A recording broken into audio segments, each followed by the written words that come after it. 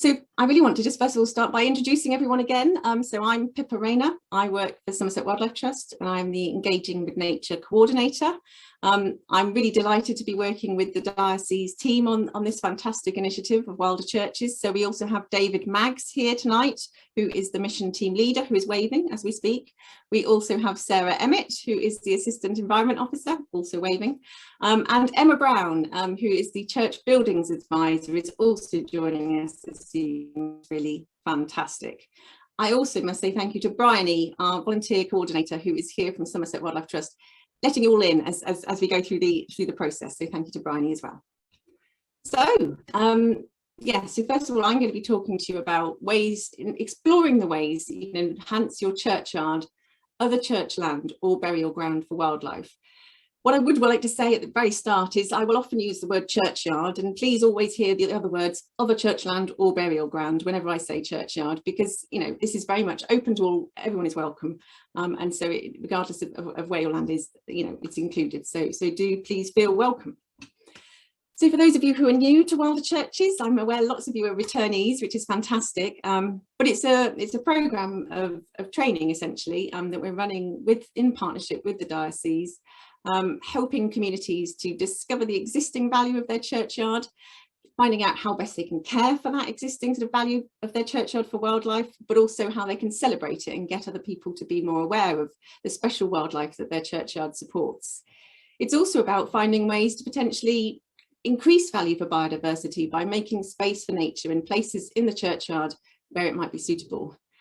And it's also about increasing nature-friendly behaviours. It's not all about in the churchyard, it's just about things we can all do in our lives to help help nature, essentially. As I've mentioned, all the events are recorded and you can catch up on the website, and we're really delighted to have had so many of you involved. This has always been a lot bigger than we imagined it would be, and that's really fantastic, and it's been great to hear what you're all doing. So last session, as you know, we've talked about really getting to know key things about your churchyard. First of all, the wildlife. What habitats does it support? What species does it support? And what different areas are they located in?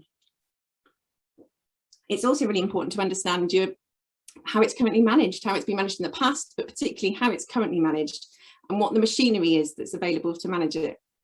And we spoke about how it's really important to get to know what your churchyards mean to people as well. It's not all about the wildlife. A churchyard is very much a place for people, and it's understanding the past use, the present use, and the plans for the future use that are really going to be key to what you might plan to do in your churchyard to help wildlife.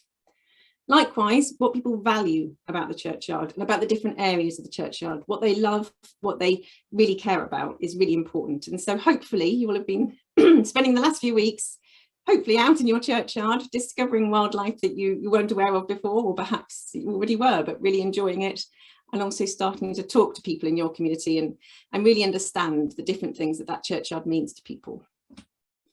So today we're going to be exploring ways to help wildlife in your churchyard, other church land or burial ground. But I guess I've got a few things just to remind us all throughout this process. I would really encourage you to be guided by nature, find out what you already have, and use that to inform all of your plans for what you might do. Talk to your community. This is something we'll talk about more in this session, and it's so important to understand what people think, what people would like to see, what people would perhaps have concerns about, and build that feedback into your plans. Continuously consider the use of the churchyard and the different uses that it has to different people and to different groups. And when you're thinking about things to help wildlife in your churchyard, be practical. Plan to start small if it's easier to do so. Start where you're ready to do and think ahead. Overall, I would say take your time. Churchyards are really special places, and I will again reiterate that when working with churchyards, it's really important to remember the 5 C's. They're special places, so consideration, consultation, communication, cooperation, and perhaps most importantly, when thinking about things you might do in your churchyard, compromise. It's really important to have that in mind throughout. But with that said, I wanted to return to this slide, which I had in the first session, of potential actions you could take in your churchyard to help wildlife. This is by no means an exhaustive list. It's just the first few things that sprung into my mind, really. I would say that there will always be something that you can do in every churchyard to help wildlife. And what we've been sort of thinking about is how to sort of direct your plans in this. And perhaps one of the question we receive most frequently, and perhaps the most, most involved one, where you have to sort of give it a really good amount of thought, is about the grassland areas of your churchyard. Churchyards are predominantly grassland often, and that can be a real opportunity for wildlife. So I'm going to first of all focus on grassland areas and then talk about some of the other habitats that you might have in the churchyard. So managing grassy areas, so something that you might just view as turf, is a grassland, and there are different options, and I would really encourage you to see all of these options as potential actions in your churchyard. So it could be about a wildflower meadow, it could be managing it as medium turf or just as short turf. There might be areas that you can manage as Tuscany Grass, and rotation could be really important. I'm also going to talk briefly about introducing wildflowers, because that's something that a lot of people ask, and it's something that I want to sort of just give a bit of guidance on, if that would be helpful. So first of all, perhaps the thing that most people think of when they're thinking, what could we do in our churchyard to help wildlife? And often it's create a wildflower meadow area. And creating a wildflower meadow, a meadow is essentially an area of grassland that you let grow tall over the summer months in order that the flowers can flower and they can set seed. But then you cut at the end of the summer, and in an agricultural setting, you would cut for hay, and you would take that hay away. And that's what makes a meadow, essentially, is that you're producing hay. It's a hay meadow. It's a meadow where you're producing a crop that can then be used to feed stock through the winter. So when you're managing an area in your churchyard as a wildflower meadow, you'd want to stop mowing in late spring. 15th of May at the absolute latest, I would say, often much earlier in the spring, and it will depend on the site. But that's a really key thing. Essentially, you're just letting it grow. But once you've let it grow, it's really important to cut it, which is a bit counterintuitive. But every year, a meadow will be managed with an annual cut at the end of the summer. The reason you cut it is essentially to maintain it as grassland. If you didn't cut it, over time, you'd start to get scrubby species, you'd get bramble, you'd start to get bits of hawthorn, and over time it would be much more, first of all, more tussocky, then more scrubby, and eventually would be a woodland. So all grasslands, most grasslands these days are managed sort of habitats. So you're cutting it to help it stay as a grassland. You're also trying to reduce the nutrient levels by removing what you cut. So I'll keep talking about collecting what you cut. A great example of this is, I was delighted to speak the other day with Livy Nye, who's in Brougham, the Church of St John the Baptist, where they have, for a good 20 years, they started to try and create a wildflower meadow. And they've done this, even though it started off quite fertile, they've cut and they collect every year, year on year on year. And year on year on year, the number of wildflowers that area has supported has increased. And that's because you're helping to reduce the nutrient levels. Wildflowers thrive in low nutrient conditions.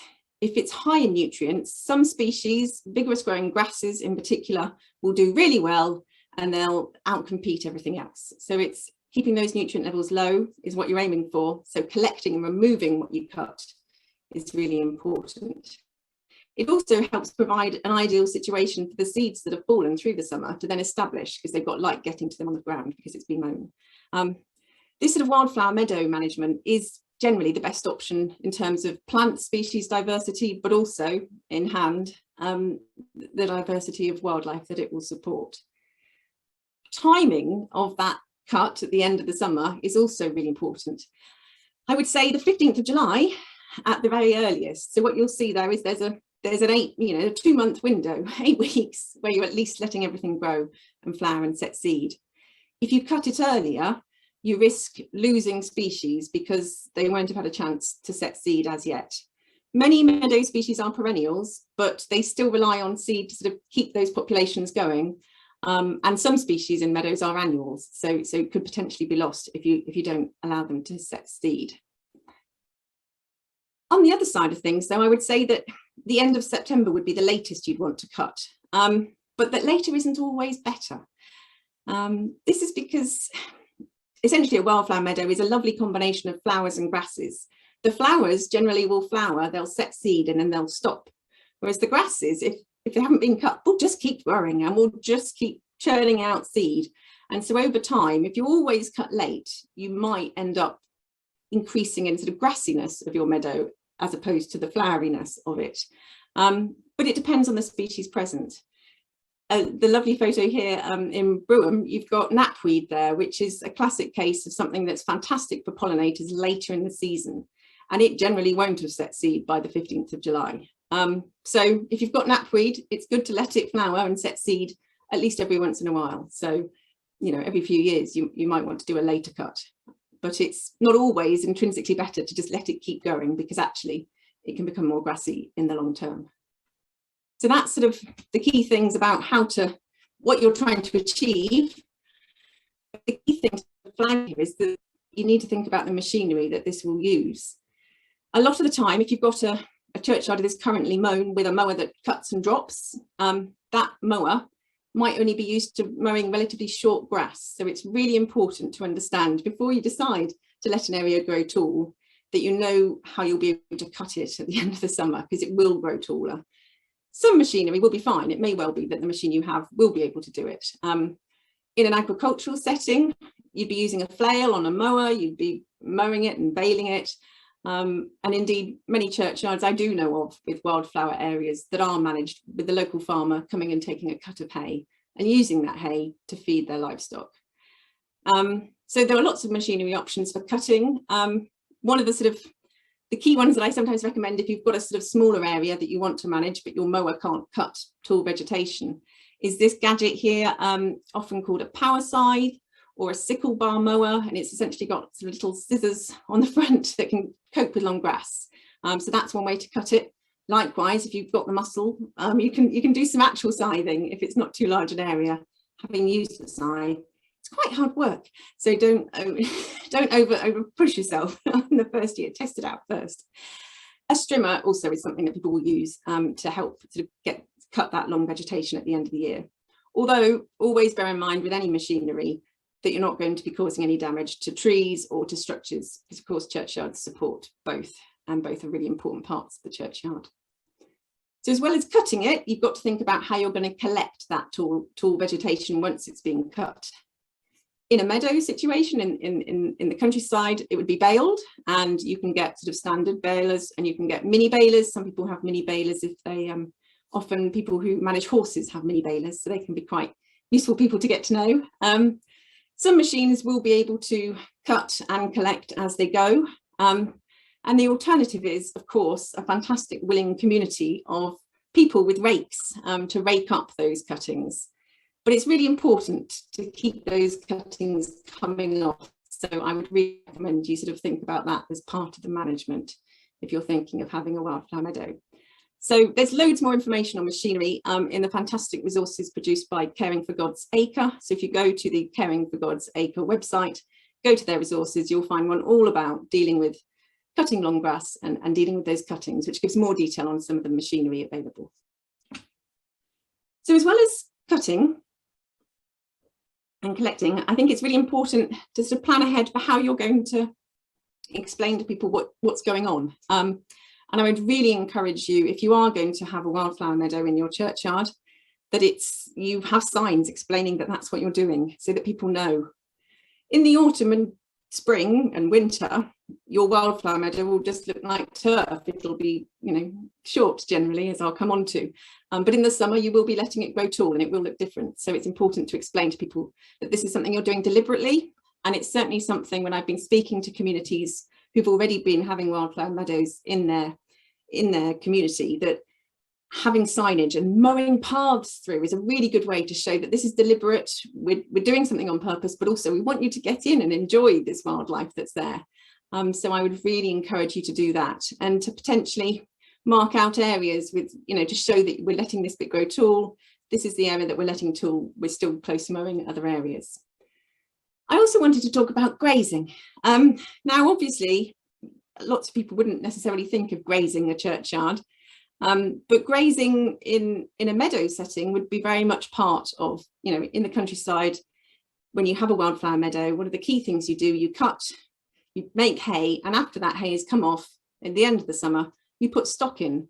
and that stock helps to keep the sward low, which actually helps with establishment of wildflowers in several different ways. It stops the grasses getting too good a hold, and so it's actually quite an important thing.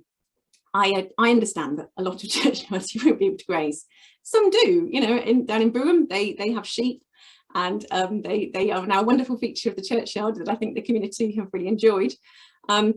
But if you can't graze, which probably will be the case in most places, it's actually quite useful to take some extra cuts in the autumn or in the spring to sort of mimic the benefits of grazing. So collect what you cut, and that helps to keep the sward low, which helps the seeds to then establish, and the wildflowers to get a good sort of hold before the grasses get too busy.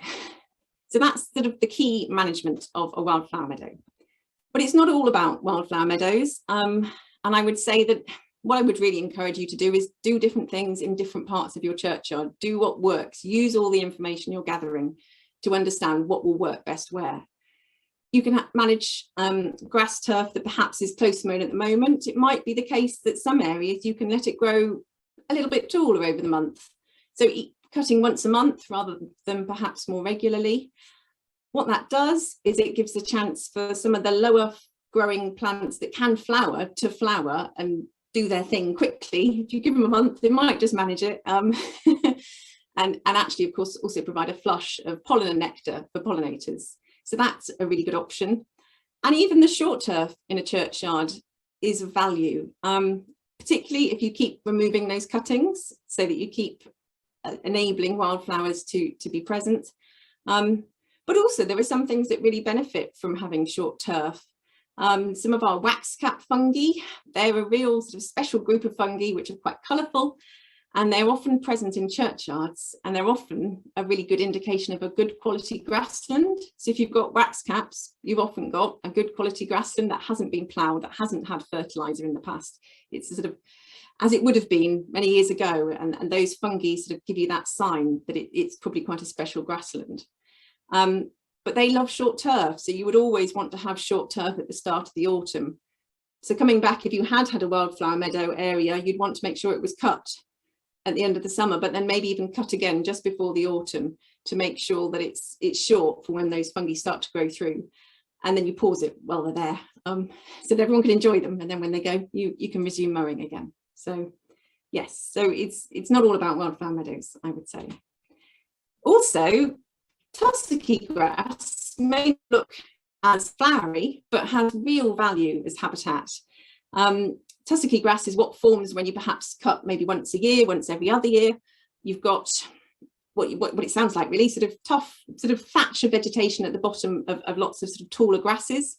And what's fantastic about that is it provides really good nesting habitat and places to hide and places to sort of shelter and hide from overhead sort of birds and things. If you're a small mammal, you'll really love some Tuskegee grass.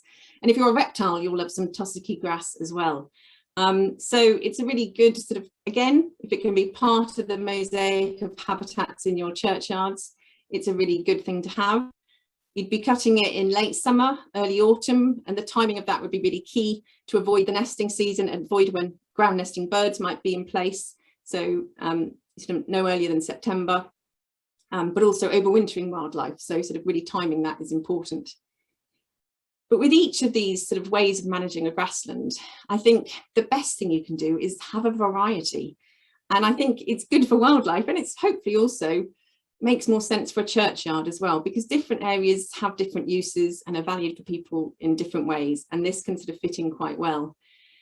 Having a rotation of management, whether you're letting a certain strip each year over a 4-year rotation grow tall, you know, for longer, you know, a later cut, that can be so beneficial. A lot of churchyards I'm already hearing have beautiful spring meadows full of primrose, cowslips, celandines, bulbs, and it can give a real important sort of selection of food for pollinators at a time when they're really struggling. Often when I often say, think like a bumblebee when you're trying to create habitats.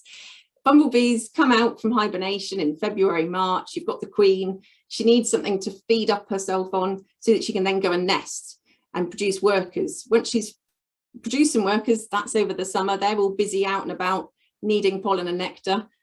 They need that then. But then actually, those workers eventually, what you're aiming to do is produce the next year's queens, and they might still be foraging in September.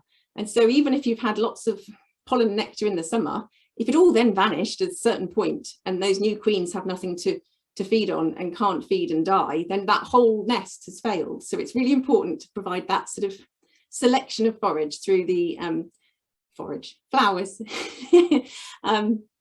throughout the spring, the summer and the autumn. And I'll come on to talk a bit about that again later.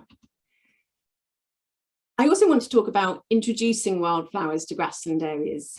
I think it's something that people often are quite keen to do and quite interested in doing. And I suppose I would first just sort of ask for a moment of pause. As I've already mentioned, churchyards often support really valuable habitats in that semi-natural state that has otherwise been lost from the countryside. They may well have remnant grassland that has been there for hundreds of years and therefore supports the local flora that would have been throughout the countryside in your area for hundreds of years. Therefore, it's really, really precious. And if you have got that habitat, it provides a potential source of seed for the wider countryside, for things to return, as hopefully the wider countryside is perhaps made a bit more able to sort of support more wildflowers. So I would always say, find out what you've got first. As you know, I've said this already. And give it time.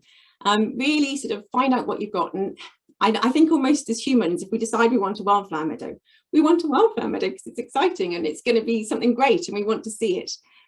But sometimes nature takes a bit of time to do things. And I think, you know, I've got a picture here from St John the Baptist in Carhampton, where they have managed, essentially just used management in order to encourage wildflowers in their churchyard. They've done it they've got a wildflower meadow area, they've got shorter mown areas, they've got different areas managed in different ways. And by doing that management alone, they have now got fantastic population of wildflowers, including knapweed that we can see here, and bird's-foot trefoil. And they've also got amazing wax caps, which really gives an indication of the quality of that grassland. They've not added anything. They've just seen what nature has brought when they've got the management right. And I would really encourage you, if you can possibly bear it, to wait, you know, start with the management, get the management right, see what comes. Give it at least a year, if not two, preferably.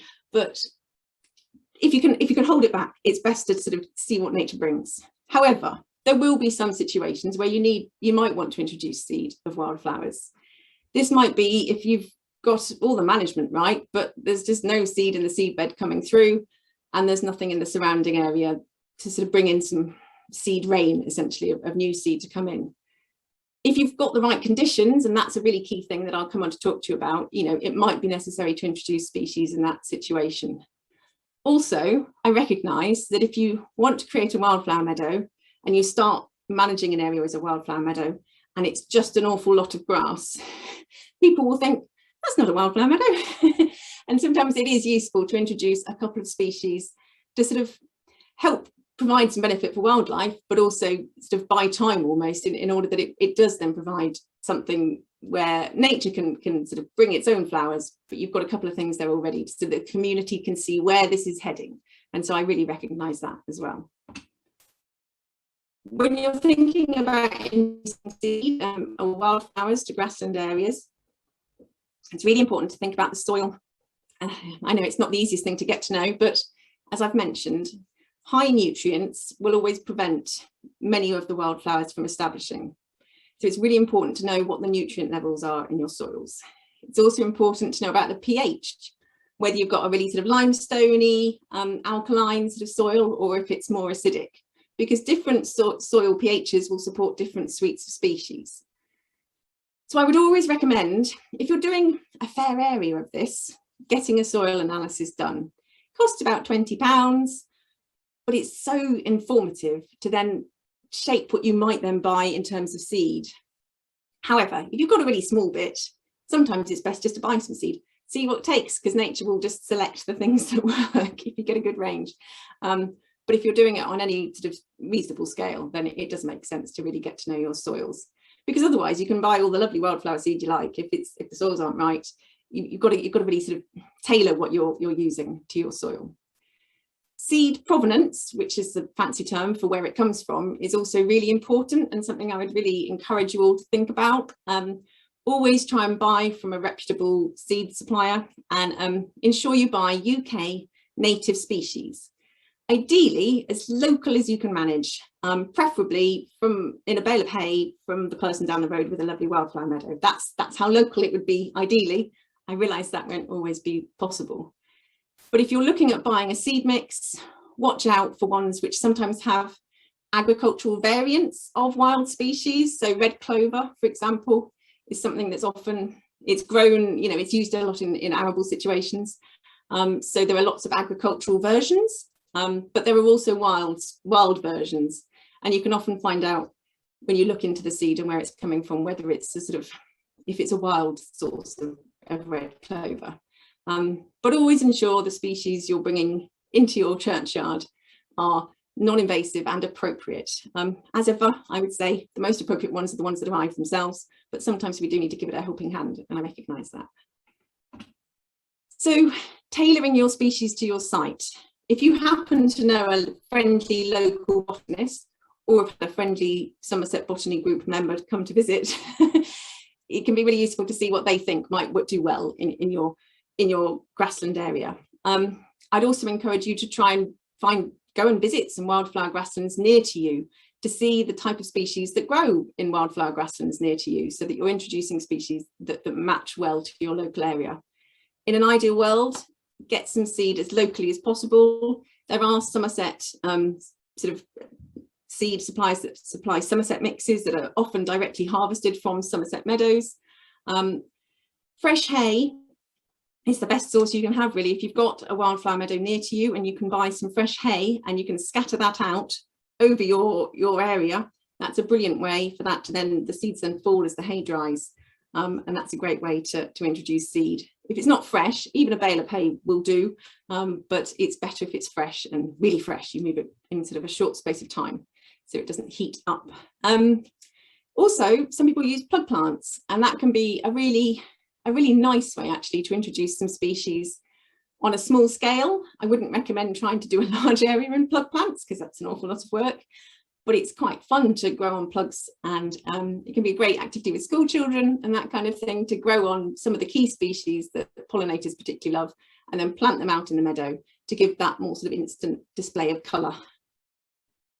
I also wanted to talk about yellow rattle, because this is a species that everybody always asks about. I think if you mention wildflower meadows, often people say, oh, are you introducing yellow rattle?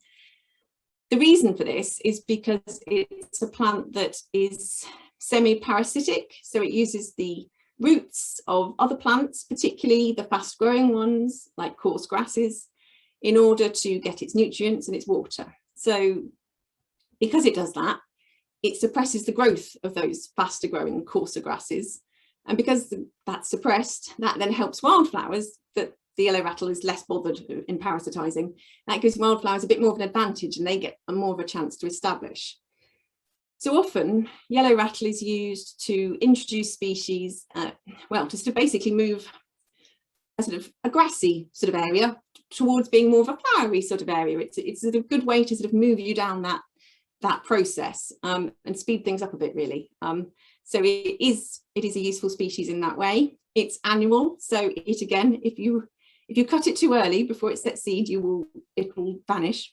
And it's the one you've got in the picture up here, this yellow one with the seeds that rattle when it goes dry. But it will, if you have got a local farmer taking some hay from your meadow area, it will decrease their yields because it suppresses the growth of the grass. So you won't get as much from it, which is great for wildflowers. But if a farmer's relying on it, then it's important that they're aware of what you're planning before you do it. I could talk about wildflower grasslands and all of this for many hours, really. But what's good is we are going to have some additional training specifically on grassland restoration, grassland creation, and grassland management in general. We think it will be mid-September, and we will have the details on our website soon. So if it is something you're interested in doing in your churchyard, I would really encourage you to watch out for that. and I can certainly update everybody by email when we get that date finalised. Oh yes, and finally, on the wildflowers front, I wanted to talk about Cornfield Annuals. When is a meadow not a meadow? So the picture at the bottom of the screen here with the poppies and the cornflowers, often people get quite confused about poppies and cornflowers and meadows. This is because although these species they naturally grow in cornfields, that's why they're called cornflowers or corncockle, or they are cornfield plants. But they're often included in wildflower meadow mixes to give a first flush of colour in that first year, because often wildflowers, when you put a mix down, they might take a year or two to properly really get going. And so what the Cornfield Annuals do in the first year is give that flush of colour to show something's here. But they won't stay if you manage it as a meadow. If you manage it so that it's then cut at the end of the summer and grass throughout the autumn and spring, they won't come back, because Cornfield Annuals are very much species that grow in cornfields. They rely on that annual cultivation, bare soil. So unless you return bare soil every year, you will lose the poppies and cornflowers, but you will get the wildflower meadow, which of course is what you wanted in the first place. So I just wanted to sort of visit Cornfield Annuals, because they can be a lovely option in a formal bed as well, because that is something you manage with returning it to bare soil year on year. So what works best where is the key thing. As ever, work with nature. Hopefully you've been finding out a lot about your churchyard and the existing habitats that it has. And if there are existing wildflowers, plan what you want to do around them. Try and manage, if there are existing flowers in a certain area, if you can, that might be the best area to try and have your wildflower meadow. And so work with what you've got. Really bear in mind that grassland wildflowers need unshaded conditions. So really think about the impact of trees, buildings, walls and other structures. Often under a tree seems like a brilliant place to start a wildflower meadow, but it really isn't, in that the plants won't be able to grow there. They need that unshaded situation. But if you do want to create some wildflowers under a tree, woodland wildflowers are much better adapted to those conditions. So there's always something you can do. If the soil is really fertile, or quite fertile even, and preventing a lot of wildflowers from establishing, cutting and collecting the vegetation year on year will help to reduce those nutrients, which will in turn provide much better conditions for wildflowers to establish. It can take time.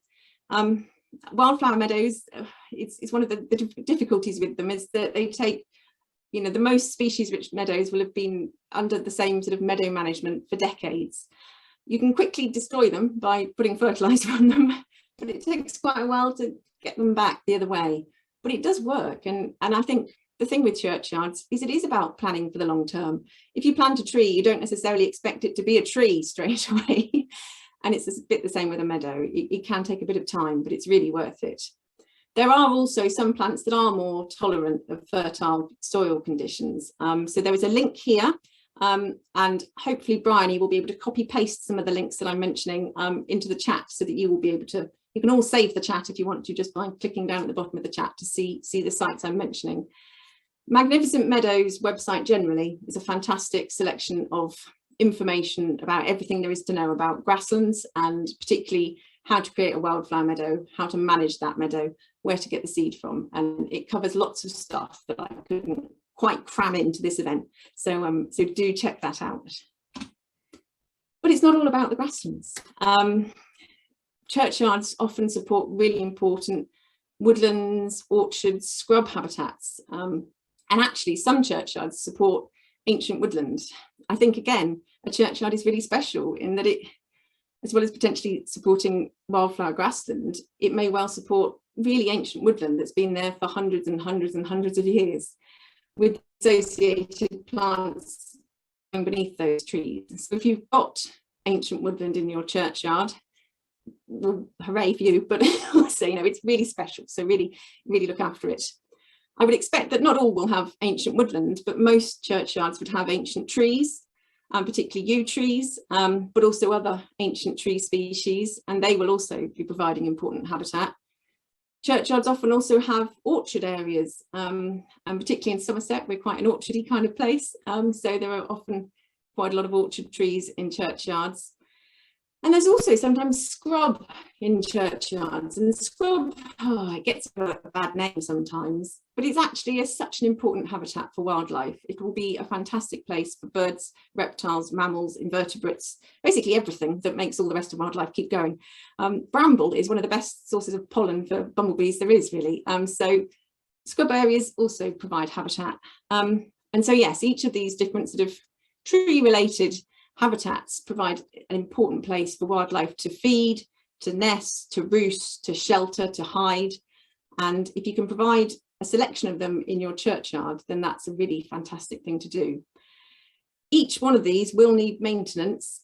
Even woodland, people often think woodland, you just leave it, but woodland will need maintenance, and certainly in a churchyard, I would think it would need to do so.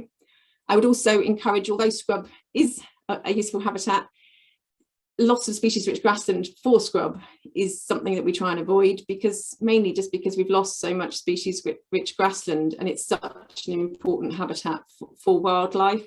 We've lost 97%, if not more, of our wildflower meadows and grasslands from across the UK, well, England and Wales, if I'm remembering the paper correctly. We've lost a huge amount of what we had in the countryside. And so keeping hold of those remaining species-rich grasslands, really important. So if they start to scrub up, it's best to start taking that scrub, taking that bramble out, taking out that hawthorn, stopping it getting hold.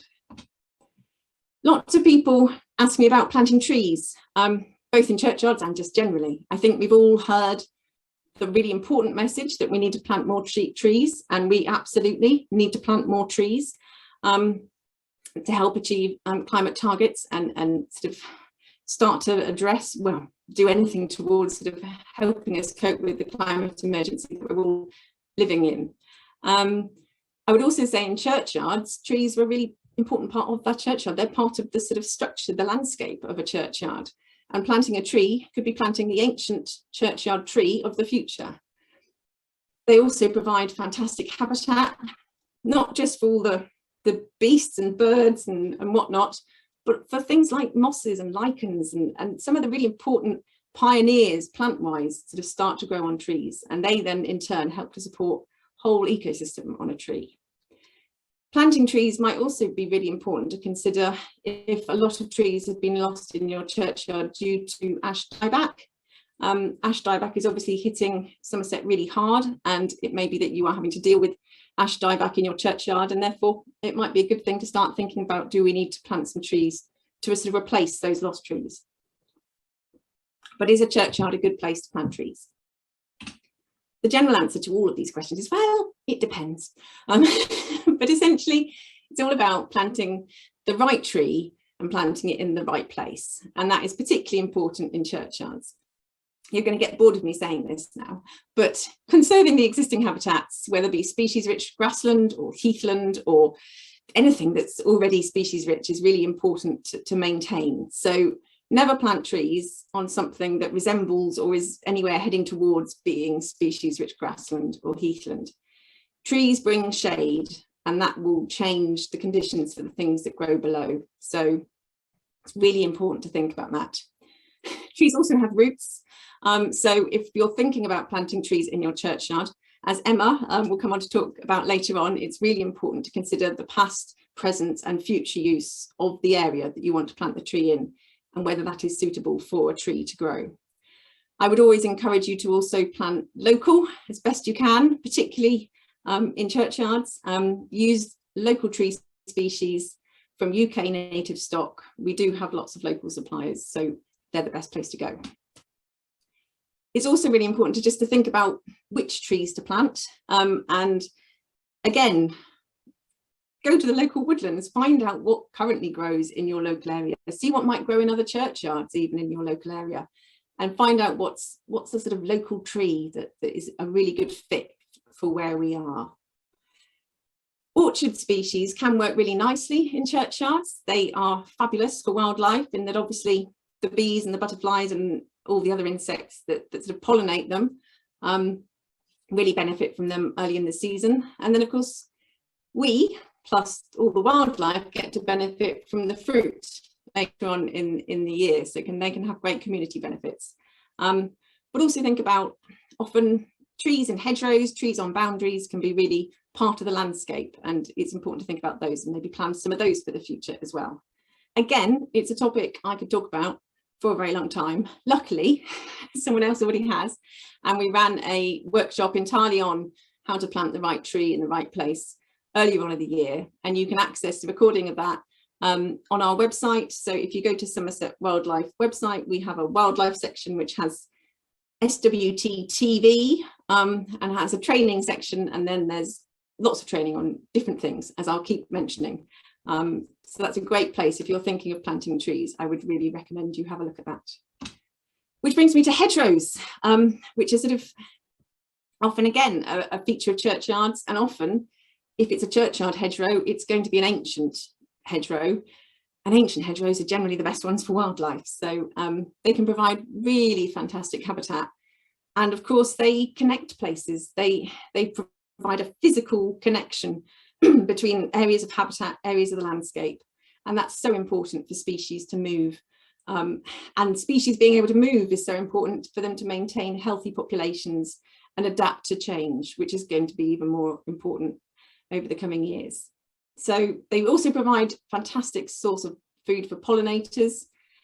I often think if you've got a wildflower meadow full of flowers, fantastic, but when that meadow is cut, you rely on the hedgerows and the hedge bases for what those bees and other insects can then go to finish their life cycles and get back for the next year. So they can provide really important food for pollinators, but also in the winter, really important berries, seeds, nuts for all of our birds and mammals, and they provide a nice place to hide that things can't get to things at. So they like sheltering in there, they like nesting in there, they like roosting in there. So they really are a fantastic habitat. A really good hedgerow would have 5 or more native woody species, you know, the hedgy bits, in an average 30-metre length. And I know a lot of churchyards probably won't have an average 30-metre length, but it gives an indication as to how many species you might be looking at to know you've already got a really diverse hedge. And I would encourage people to think about creating or reinstating a hedgerow in their churchyard if it works in different ways, because of the quality of habitat that it brings. As ever, management is key. So if you do have hedgerows, ideally from a wildlife point of view, you want to aim to have a thick and dense hedgerow, and that provides the best nesting and roosting habitat for birds. But how often you cut is one of the most important things. If you cut every year, you really limit the amount of blossom. I thought this fact was very compelling. If you cut every 2 to 3 years rather than every year, it will produce 2.5 times more blossom as those cut annually. So the amount that it then supports wildlife massively increases. So it's really helpful, as well as being one less thing you have to do every year, which is good and potentially cost saving as well. I would again always recommend cutting on rotation, so that you're not removing all the habitat at once. You know, if you can be cutting your hedgerows on rotation and doing them at a variety of heights, the more variety you have in habitat, the more variety of wildlife you'll support. So that can be really helpful. But I would also then say aim to cut in January or February if possible. You want to avoid the bird nesting season, which is from March to September. So that's the most important thing. But actually, if you can then still delay cutting it until January or February, it provides that lovely window of berries and fruits at a really important time in the depths of winter, really, for birds and mammals. So that can be a really fantastic thing to do. Any hedgerow, regardless of how it's managed sort of annually or on rotation, will need laying or coppicing from time to time. And it's ideal if you can fill in gaps as they appear, because that really helps wildlife to move. As ever, I could talk about this all day, but luckily someone else has done it for me. So I would encourage you, if you do have hedgerows and want to sort of get to know what you've got and know how to manage them, we had an existing, we have another training event that was run by the People's Trust for Endangered Species, PTES, and it's on our website. telling you all about the hedgerow survey, but also about hedgerow management. So I would recommend you go to that. Equally, there's a fantastic website called HedgeLink, which has just everything you could ever want to know about hedgerows ever, really. It's just really informative and really helpful. So I would recommend you see that. But it's not all about your sort of classic sort of countryside, nature reserve sort of habitats. Actually, what you plant in your beds and borders in your churchyard can do a huge amount for nature. And if you can start to see those sort of beds and borders as an opportunity to support wildlife. It's funny, churchyards, it depends on the location, but often they're in that sort of weird grey area between garden and countryside. And, you know, there is the possibility to have sort of species that you might have in a garden, but that would look a really fantastic show in a churchyard as well. Having shrubs that produce berries and seeds for birds makes a huge difference. And having flowers that can be used by insects. It sounds silly, but a lot of plants that look beautiful, some of our most beautiful flowers, are ones that have been bred for their flowers, but inadvertently have lost the nectar or the pollen that they produce, or have made it entirely inaccessible. So planting plants that are more akin to wild species means you'll be supporting more wildlife. And I would certainly say if you're planting species in quite a rural churchyard, it would always be best to use native species. And there are so many beautiful ones that you can grow. You know, it's those classic sort of cottage garden varieties of plants, and lots of our herbs, the mints and basils and marjorames and thymes, you know, they're really popular with pollinators, and just also provide a lovely show of colour and fragrance, and what's not to like, really. So again, as ever, trying to plan what you plant, to think about what will be providing flowers at different times throughout the spring, summer and autumn can make a real difference. So do sort of think ahead on that. And often some of the shrubs that are brilliant for pollinators, of course, then produce masses and masses of berries, which is then brilliant for birds. So you're sort of ticking both boxes with one plant, which is always good. And it's not all about the habitats, and we've got so much we could cover today. We will, in fact, revisit some of these in the next session. We realised we had too much to talk about, so we tried to focus on the sort of the key habitats that will most sort of have most impact for wildlife and for your community. But you know, putting up nest boxes, creating log piles, using all your grass cuttings to make a fantastic compost heap can make such a difference. Something as simple as providing water for birds and other wildlife, something that we sort of take for granted, but can make a real difference for wildlife. And perhaps just changing the way you do things in your churchyard, stopping using chemicals. That's something that we should all be sort of aiming to do, and I think can make a real change for your churchyard, and show that there are other options available. Creating a pond is something that I've been asked about, and I would again suggest you go to a previous event. We've run one on pond creation and restoration, where everything you could ever want to know about ponds was run by fantastic chap John Dixon, who is from the reptile and amphibian group. So yes, if you're interested in a pond, I guess most churchyards it might not be something you can do, but some it might be. And so if it's safe and it's suitable and you're interested in creating a pond, then do go again to our website for the training on SWT TV, and you'll find that there. I would also, all these sort of actions for wildlife, some of the ones listed there and many more besides, are all, we have a fact sheet on each and every one. If you go to somersetwildlifetrust.org/actions, a list as long as your arm of all the different things you can do to help nature in your garden. It's mainly aimed at gardens, but a lot of them will apply to churchyards. So as long as you remember that it's a churchyard and some things won't apply, there's a lot of stuff like making bee and bug homes and things that's all in there, and that will be really useful. So do visit that. But there's been a lot of me talking, so I'm really pleased now to introduce Emma Brown, who I'm hoping is on the call, and who will be talking to you about some of the practicalities around some of the things I'm suggesting from a wildlife point of view, and what you will need to consider from the church and the churchyard point of view. So Emma, are you there? And can you unmute yourself? If my colleagues can see Emma, then you are co-hosted, so you might need to unmute her if she's there. Sarah, David, do you know if she's around? I can't hear you, David, because you're muted. She is here. She's here. So, but she might, if she's not co-host. Have we got her? I think I am now unmuted. Hooray. You can all hear me. Yes, we can. Hello, Emma. I was pressing the button. It said, no, the host has to let you do this. Has to let you do it. Apologies for that. So good evening, everybody. Thank you so much for allowing me just a couple of minutes of your time to introduce myself.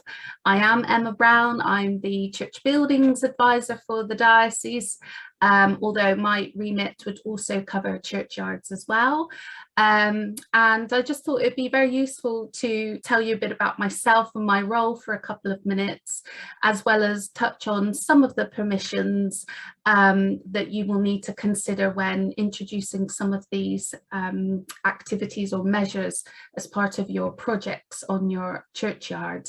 But my email address is there, so feel free to ever be in touch with me, and I'm here to help and advise and support you in any aspect when it comes to either your buildings or your churchyards as well. So next slide. Thank you. So just a bit about my role in general. My role was created a couple of years ago to very much support our parishes in developing their buildings and churchyards as living places of mission. Working closely both with the Dyerson team and our archdeacons in particular, and the DAC, and I'll come on to the DAC in just a second. And it very much is to, as I say, support parishes and communities with the processes around making changes and improvements to your buildings and churchyards. So through practical advice and guidance, signposting to already a wealth of extraordinary materials, as we're covering today, to provide you with the confidence to ensure that your church building and your churchyard are well maintained and conserved in the short term, but to have the vision of how to imagine how they might be adapted or better used, getting the community more involved in the future of your church. So that's a very wide description there of my role, but it's very, very holistic in terms of all the bits and pieces that I can help you with. And I just put an image actually of a pipistrelle bat that I came across in a tower turret, so the staircase with the tower, just the other day, snoozing very happily. So that was a nice spot. And the picture on the right is actually part of a project that I'm involved in here in Bristol, which I would just touch on the end, just to kind of show you that I've got some experience in being involved in some churchyard projects. So next slide. Thank you. So this is just really some hits to show you how my role is supporting communities around all aspects with of their buildings and churchyards. So as well as I've mentioned, the practical conservation advice around repairs and maintenance, I can also help advise around consulting with the community and the engagement, and I'm sure you all feel those paths that you're walking at the moment to introduce these projects to the community and why your churchyard might be looking quite different to what they're used to. Also, my work currently around net zero, the environment, a lot of churches asking, well, how do we renew our heating systems? So there's a lot that plays into the whole environmental aspect when it comes to building projects, so I can help advise on that. Of course, with permissions, working with my wonderful colleague Sarah Williams, who you will sure be in touch with at the DAC at some point. As well as assisting to develop perhaps local partnerships that you're thinking about with your projects. Funding, of course, again with my colleague Gary Watson, who's our giving and fundraising advisor, so I'm sure a lot of your projects need some financial help, as well as looking at the vision and growth of both your church building and your utilising your churchyard as part of that project. Research and local history, how you can interpret, write guidebooks and trails for both your church building and involving the churchyard, researching the people that are buried in the churchyard. So there's lots of ways that my role can help you think about tourism and engagement and getting the community in and involved as part of your project. So that really is just a very quick snapshot of the ways that I can help bring in some advice and support to you in your projects. Next slide. Thank you. So the big one, the permissions and processes.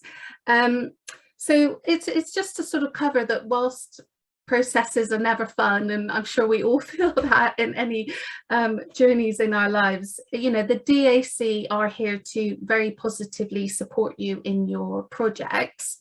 And if you don't know what the DAC is, here I've just put up a statement which explains how each diocese has a chancellor. A chancellor is an experienced lawyer, if you don't know these terms, and that Chancellor is responsible for approving faculty applications. Now that is the legal permit that you will require to make any significant changes either to your church or churchyard.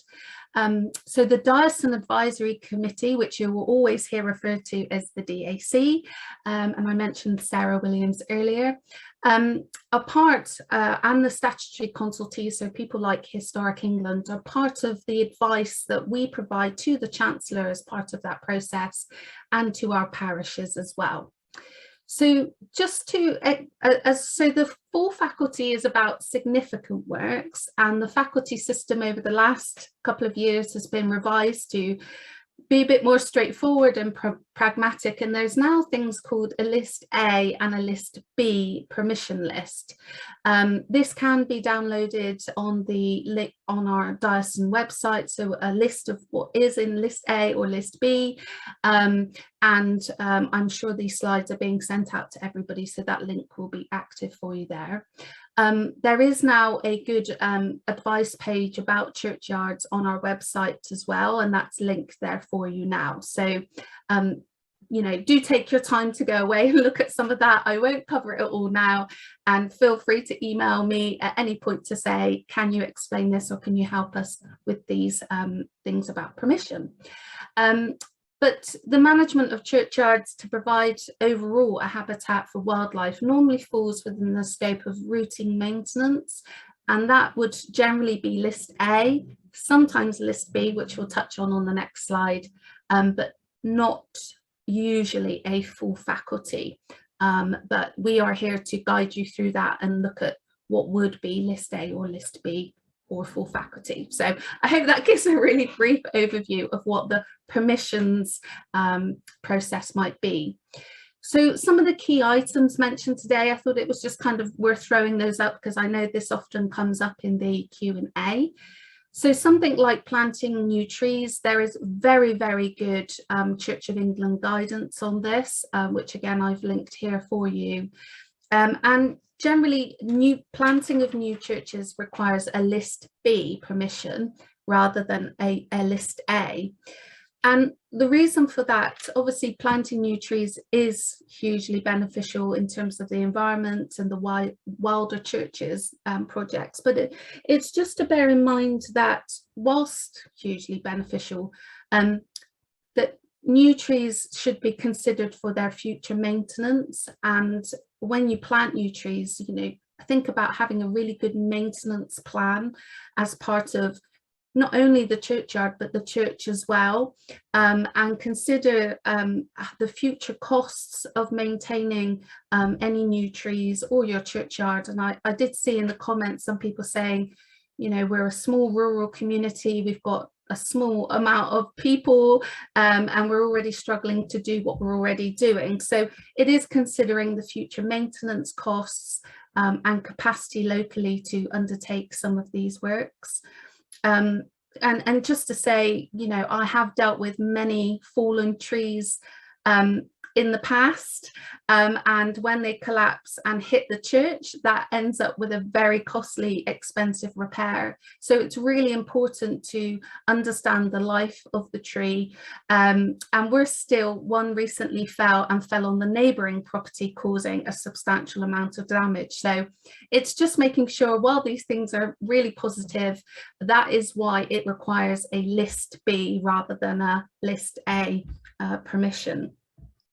And also, when it comes to your maintenance, just consider things like the leaves and the debris that falls from the tree. Where is that landing? Is that all falling into your gutters, cluttering them up? Then the water pouring inside the church. So consider the impact of that fully grown tree on the maintenance actually of your church building. So there's some really great practical advice already established by the Church of England on that. So changing your grass regimes, List A, absolutely get on with it. Hedge management, we already, Pippa, very qualified expert, covered the management of that. Again, List A, but if you were considering removal, which obviously we would hope you wouldn't do for any reason, then that would probably require additional faculty there. Things like bird nesting boxes, so if they were attached to separately to the church structure or churchyard walls, so if it was attached, to trees or churchyard walls or fences, they would be treated as minor work. So again, a List A, get on with it job.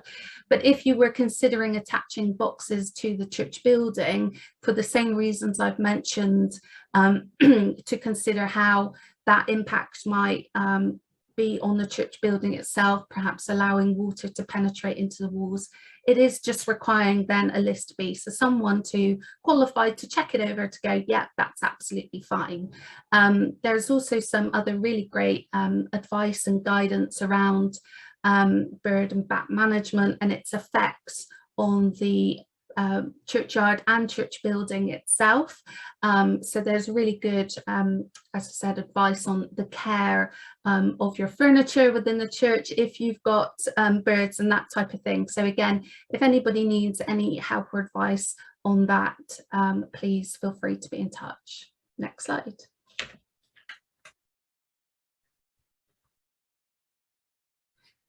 So I just wanted to mention as well, because I think I did on the supporting communities, that many parishes that I've been out to that have really fantastic projects going on in their churchyards are normally well supported by an additional collective of volunteers or something called a friends group that don't regularly come to church but are really passionate about the churchyard and the environment. And so you may want to consider, again, in light of some comments shared about lack of capacity, to consider setting up a friends group or supporters group to help you maintain the churchyard, but also to help in terms of costs and fundraising. So I just thought it'd be worth adding in that statement and a link to advice on setting up friends groups, which can be really beneficial. And you might want to consider that as well as part of a legacy of any project, to say, we've now done this excellent project, let's celebrate, but actually it'd be really important for future sustainability to have a collective of separate volunteers who are working to help us with costs and maintenance of the churchyard. So I just thought it was useful to put that link to direct you as well, and hopefully that's helpful. Next slide.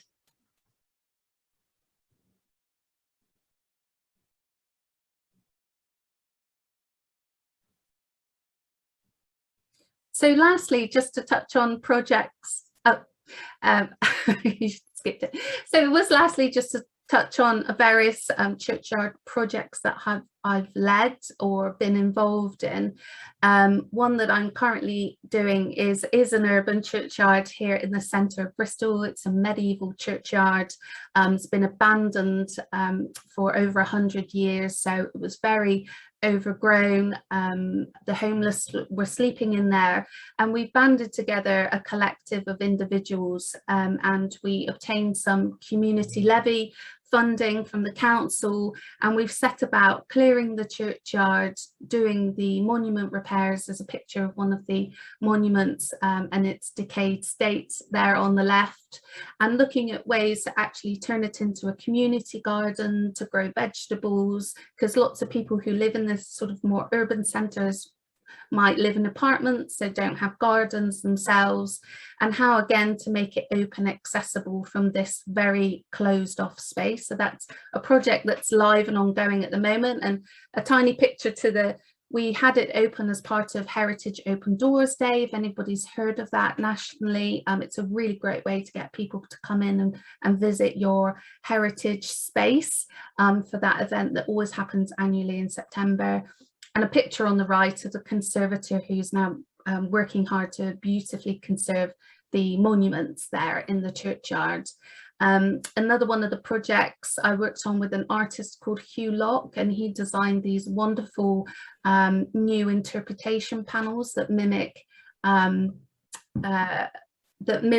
old stones, but in brass and in copper, on the picture on the top right. So think about ways that you could introduce information not only about the wildlife, but the stories and the history and the heritage of your churchyard, to get visitors to come along and really spend time and engage with your wonderful spaces.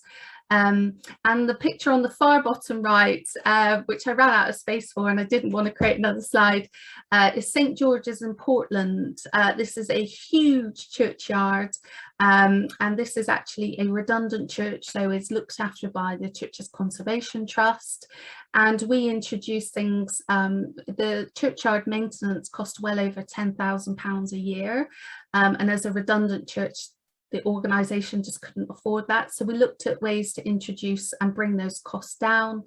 We introduced sheep grazing, all sorts of new methods that Pippa has covered, and we introduced some interpretation panels about the wildlife and the history of the area.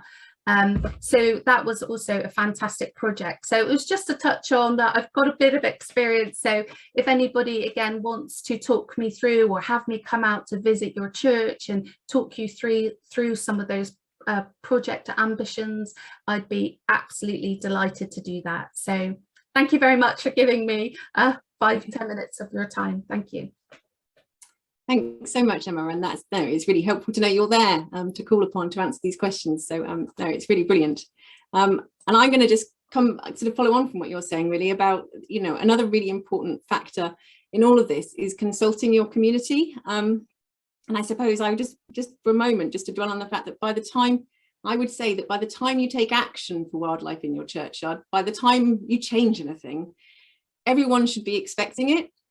Everyone in your community should understand the reasons for any changes, and everyone should have had a chance to share their thoughts and ideas, and everyone should have been able to help shape those plans.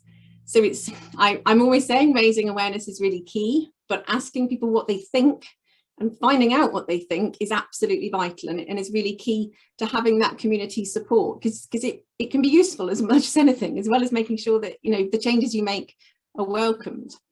So I wanted just to talk, I'm aware on time, but I'll whiz through it, because it's really important to think about the ways you could consult your community. You could do it online with an online event, as we now all do, or you could do it by having a meeting in the churchyard or outdoors or indoors within whatever the guidelines for the C19 are at the time. And actually starting just to talk to each other is one of the key things.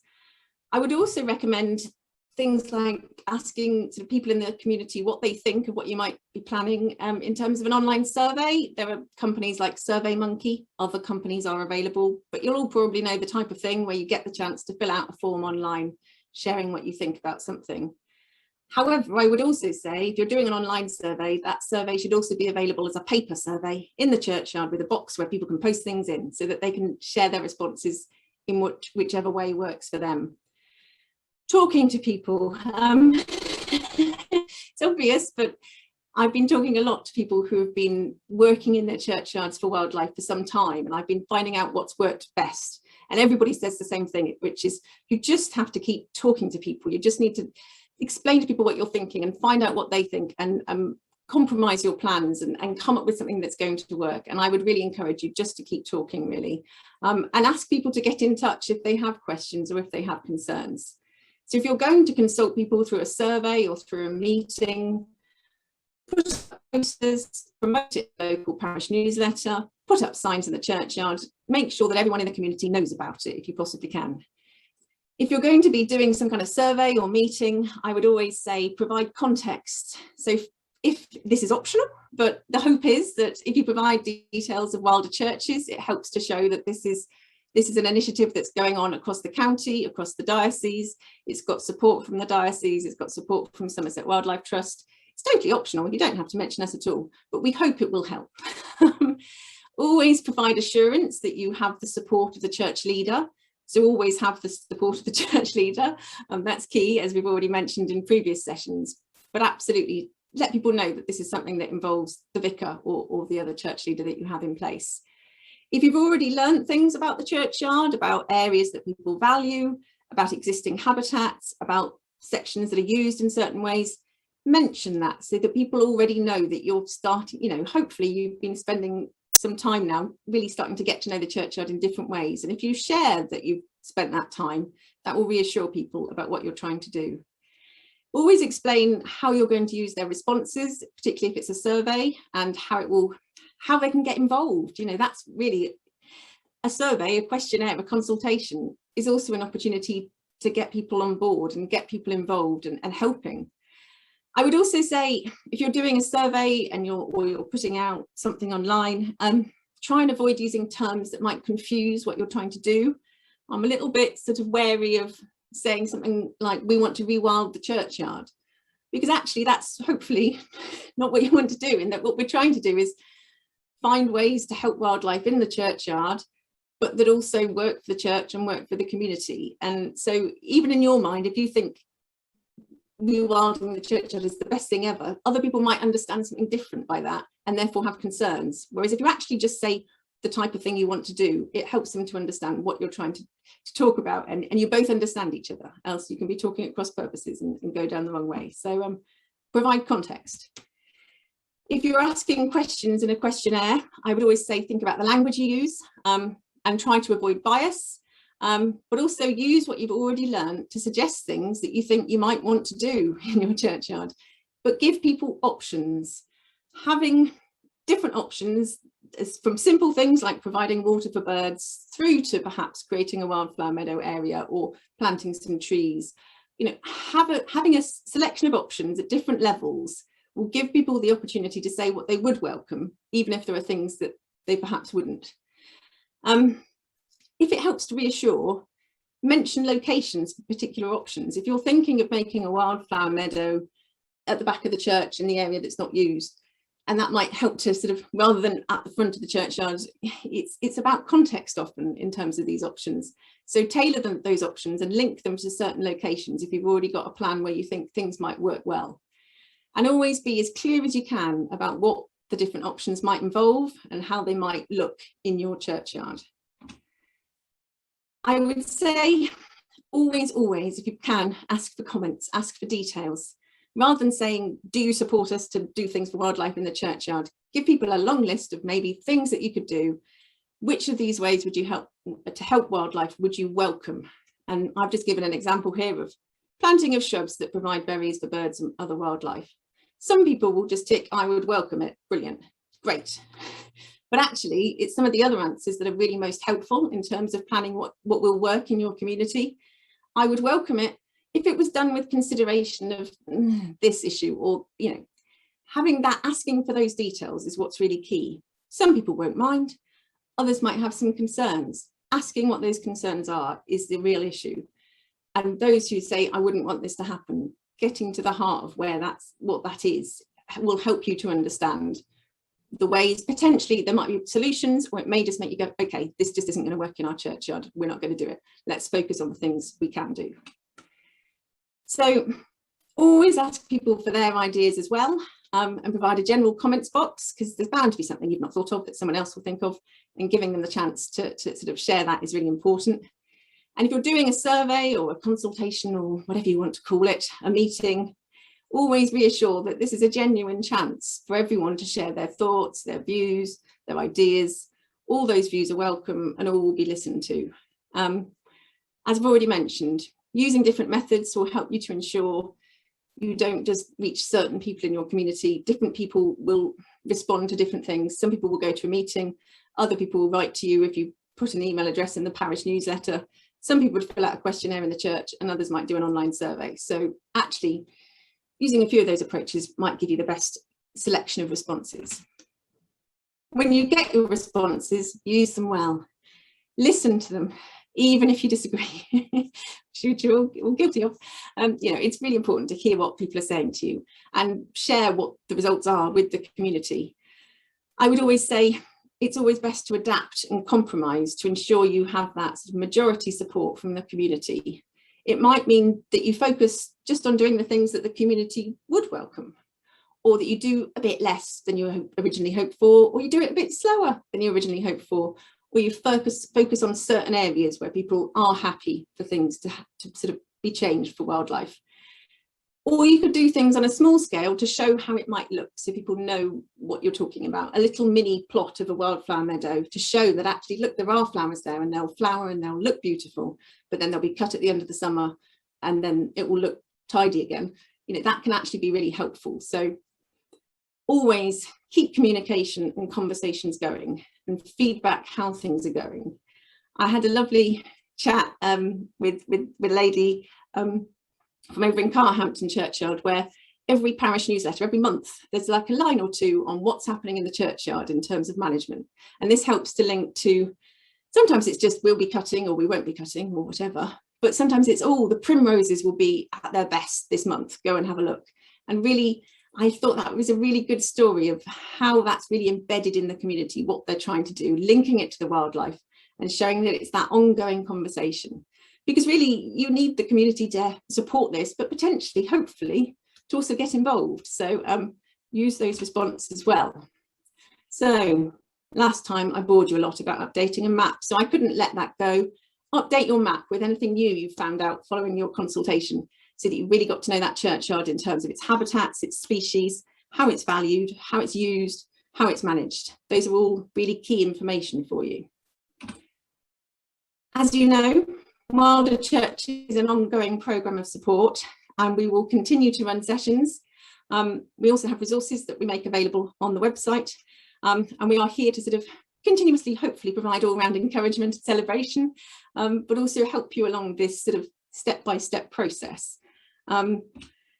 We therefore have another session planned, which will be on the 15th of September. And I think this comes back to some of the comments that we'll probably come to as well, about those next steps. We will touch on some of the actions for wildlife that we've not managed to squeeze into this session, but we will also talk about how you can use, I touched on it briefly with, using your response as well, but using what you've found out from consulting your community to sort of shape, using their thoughts to shape your plans. We'll talk more in detail about that and how that can then inform you to start creating a management plan for your churchyard. Funding is something that we're aware of. You might need to buy new machinery. You might need, I don't know, fencing to put in around meadow areas. There might be something that you need funding wise. And that's something, again, we will be providing advice upon, but also how to involve your community in managing the churchyard. I'm very aware that at the moment, lots of churchyards are managed by a small number of people and they need more help. And so what we will be focusing on in this session as well is how, hopefully, through Wilder Churches, we'll help to link those people up with the people who actually in the community who might want to get involved, potentially might not be currently involved in the church, but might be interested in helping wildlife and bringing those communities together. So that's something we will touch on in that session as well. I think that was my whistle-stop tour through consulting your community. But we want to say thank you for listening as ever. Do get in touch if there are specific things that we can help with. All of our details are there, and I'm hoping that, I know there have been a lot of web links in this presentation. Hopefully they will have, in some cases, been posted into the chat, but if not, we can forward them around again in due course as well. I also promised I would mention that the Friends of St Michael's are having an open day on July the 4th, just this weekend. So if you want to go and see some wildlife support in a churchyard in action, you can book on through the St Michael's Church Brentnall webpage. I've never had to do like an ad before. Anyway, so there we go. So somebody who's been, this group have been really helping wildlife in their churchyard for some time, and they'd love to share what they've been doing with you. But I'm very aware that we must have some questions that need answering. So Sarah, are you all ready to go with some questions? I am, thank you, Pippa, and hello everybody at the end of the session.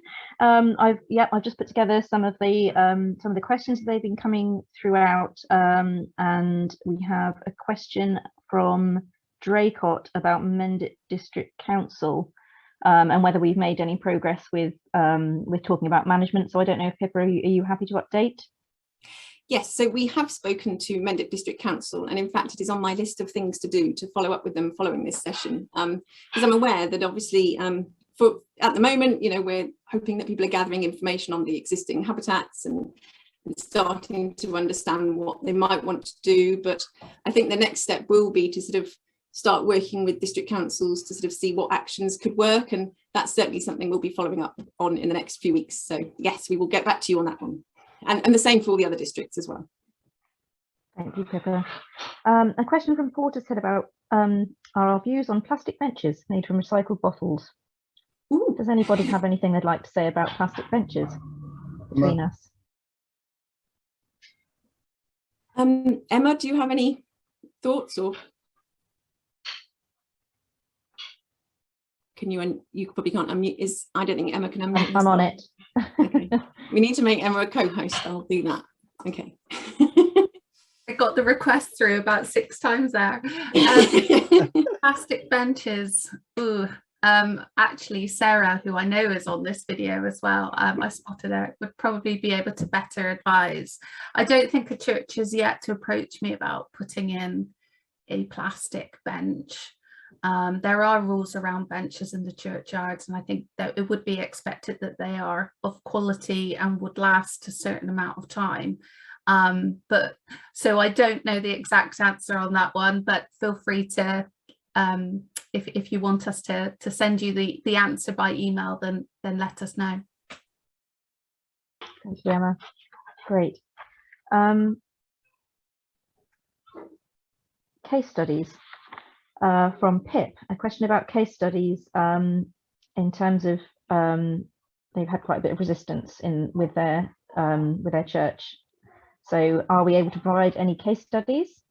The answer of that is definitely yes. Pippa, would you like to expand on that? Yes, so we're very aware that actually there are lots of communities who have been sort of managing their churchyards with wildlife in mind for some time, and we are sort of gathering those and obviously using them to some extent with what I then deliver to you guys here. But ways to share that as well is something we're also looking into. Perhaps if it would be helpful to have case studies, we could maybe put together a document with several sort of write-ups of different things as well, because I'm aware that often different communities try different things. But if you get in touch specifically about what what's particularly troublesome or you're having difficulties with, then hopefully we can find a case study to match up to help you with that, because I think it is really important that we can share things more as a group, and we are hoping to get things set up so that you can almost share more as a community and help each other, because it's been lovely to see you doing that already on the chat, which is great. And so something which we're still sort of rushing to keep up a little bit with the interest that we've had from wilder churches. So, but it is very much on our list of things to do. Would you agree, Sarah? Yes, absolutely. And there are also some case studies, quite a lot of case studies actually on the National Church Environment pages coming through now as well. So do have a look on the Church of England Environment pages for some national case studies, although it would be lovely to have more local ones. I think the Eco Church also has some examples, and Caring for God's Acre also has some examples, but also just start, within Somerset I'm hearing of lots of good sort of things going on already. So it would be good to sort of, with everyone's permission, start putting together a list of that so that we can share that and people can just go to each other's churchyards and see what's going on as well. I think that can be really helpful. Brilliant, thank you, Pippa. On a slightly different note, any tips on rabbit management from Leslie? Rabbit management. I'm not a rabbit management specialist, I must admit. I imagine that they're nibbling too much is what I would imagine is going on with the rabbits, and obviously they can I don't know, Emma, is that something you have experience of with churchyards? Not particularly, no. Not one parish has said to me they have problems with rabbits. Obviously, there are problems where if you've got certain rodents or other mammals within the churchyard who are burrowing and creating holes, it can be a problem. So there is great advice again out there about that and how you can tackle that issue. So I'm sure we'll make sure some of that advice gets to you, but particularly on rabbits, that problem hasn't arisen as yet. There's always new problems to find, that's the thing, isn't it? So, but no, I think again we can get back to you on that one as well if it's a particular problem. So yeah, do get in touch. So brilliant. I think Leslie's actually left us now. Okay, looking back at the messages, but I will make sure I get in touch with him. Yeah. And a question about herbicide use. Apparently SSDC Heritage have recommended for one church that they use herbicides to prevent damage along the walls of the churchyard to remove foliage. Do you have any alternatives or suggestions? So, I mean, on that, it's from my point of view, trying to reduce chemical use is something that we would really encourage. And sometimes it's about just accepting that things might grow on things. You know, it's not always necessary to remove everything. And you know, sometimes what some people can see is something that needs to be removed is a habitat. But I understand there are situations where things need to be removed. Mechanical removal is often the thing, and elbow grease is often the way forward on that. You know, regular cutting can help, certainly, depending on what the species are. At sort of wall bases, I would imagine that might be almost like the things you get at the bottom of hedges. You know, some of those sort of hedge-based plants. It's difficult. It's difficult. It depends what they are. And what they're trying to remove. But certainly, I think if we can all start to just sort of question, you know, whether we need to do things, sometimes we can start to see that there are different ways of doing things, and I'd certainly recommend a reduction in use of chemicals wherever possible. And if that means explaining that things will look a bit different, then that's a useful conversation to have as well. So great, thank you, Pippa. And I think the last question that I've got on here this evening is about anything specific to get children involved. I'm going to actually partially answer this one, and then I shall throw it back to Pippa. We have some links on our environment page, and there's also on our youth work pages on the Bath and Wells website some really good activities and ideas for getting children involved. So please do go and have a look at those. I will try and find the link now quickly, and I'll pass it over to Pippa for her Somerset Wildlife Trust perspective. I think there's always great ways to involve children with wildlife generally. You know, get them looking at it, finding it, digging around for it. Plug plants can be a lovely thing, you know, growing plants from seed that can be planted out. Helping to care for the churchyard as well, making bird and bug boxes. There's lots of things, and I think a lot of the sort of actions for wildlife that we mentioned, the sort of web page, there's lots of activities in there, and there are specific sort of activities to run with children. So do explore our website for those kind of resources as well, because there's specific guidance for things that people can do. Often it's sort of planned for at home or in the garden, but sometimes a lot of it will translate to churchyards really well, I would think. So yeah, just get kids out in wildlife. That's my general message. So. Great. I think that's those are the key questions. Yeah, just another question about the connection with wilder churches with other wildlife trusts. Do you know, Pippa, if anyone, Dorset, for example, is doing anything similar? So I believe so. Obviously, we're talking to Avon Wildlife Trust, because Avon Wildlife Trust, of course, also part of the diocese, and they are sort of supportive, and we're in discussions sort of ongoing as to how we can sort of work together on this. I'm pretty sure all the other southwest dioceses sort of have projects going on in different places. I think Dorset has a living churchyard project. I think there are living churchyard projects going on with other wildlife trusts as well. So yes, do Google it and see what Dorset. I'm almost certain they have a living churchyard project. It's funny when you're put on the spot, you don't feel quite as certain as you would otherwise. But I'm pretty sure there's definitely stuff going on with churchyards in Dorset, and because churchyards are such special places for wildlife. It's a huge opportunity to sort of do something that benefits wildlife, but that also really benefits the community and becomes something that everyone can enjoy and celebrate and love. So yeah, I'm sure there's lots going on, and Devon, Dorset, Cornwall, all those places, definitely. Brilliant, thank you. I think that's everybody's questions, and That's thank you everybody for your questions, and do continue to send them to us as well. So and we'll get back to you as soon as we can. Yes, no, and thank you so much to everybody for coming, and to David and Sarah and Emma and Bryony in the background helping you all come in and out and everything. And it's been lovely to see so many of you here. So do keep in touch with how things are going. We love to hear what you're up to, and we hope you'll find it useful. And I know we've squeezed a lot into this session, so we will try and get the recording online in the coming days, sort of early next week at the latest, so you can always revisit things or share it with others in your community. But yeah, we hope you found it useful, and thank you very much for coming.